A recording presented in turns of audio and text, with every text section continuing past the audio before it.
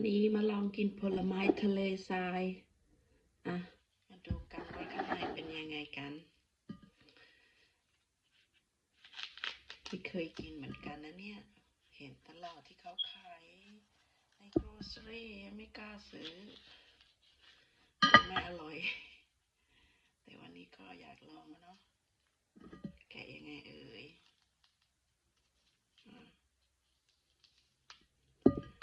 ไม่เป็นอย่างนี้นะ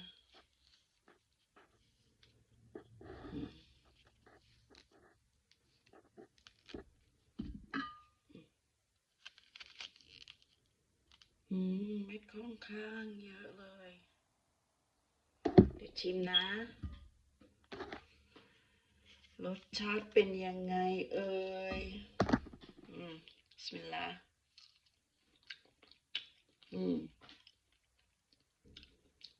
หวานมีกลิ่นหอมหน่อยๆแต่เม็ดเยอะมาก